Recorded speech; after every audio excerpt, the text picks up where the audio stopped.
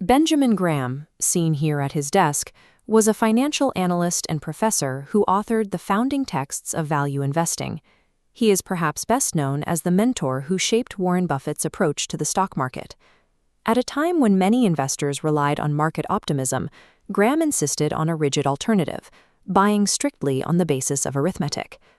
By the end of this video, you will be able to apply Graham's specific 7-point screening checklist to any stock. You will also learn the formula to calculate the absolute maximum price you should pay for a business. Executing this strategy requires gathering specific data points from a company's financial statements. Setting up these prerequisites ensures that your investment decisions are driven by concrete evidence rather than speculative guesswork. Graham developed his logic in response to the chaotic environment of early 20th century Wall Street. To bring order to this volatility, he established 3 foundational pillars. The first is intrinsic value.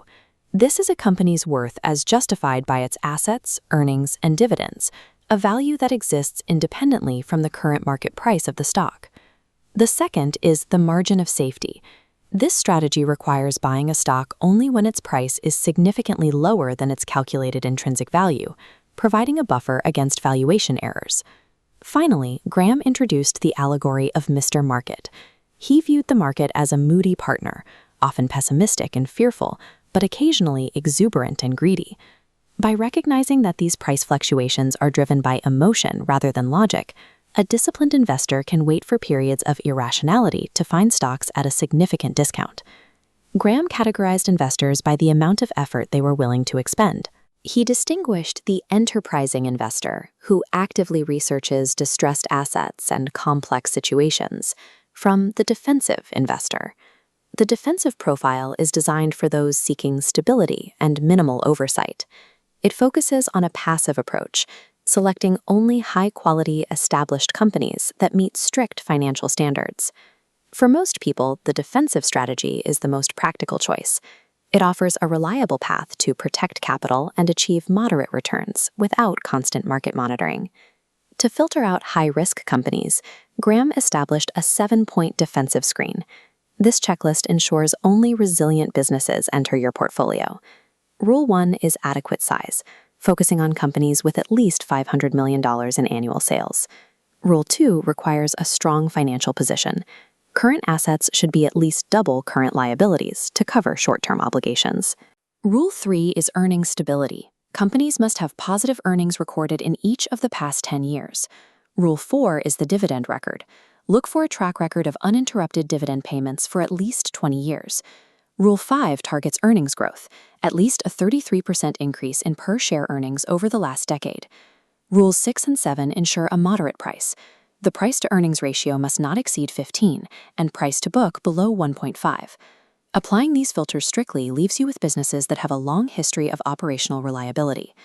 To determine the fair value of these companies, Graham combined his PE and PB limits into a single constant, 22.5. This forms the basis of the Graham number formula. First, you'll need the earnings per share. This metric reflects a business's profitability on a per-share basis. Graham required using the 3-year average to prevent a single exceptionally good or bad year from skewing your valuation.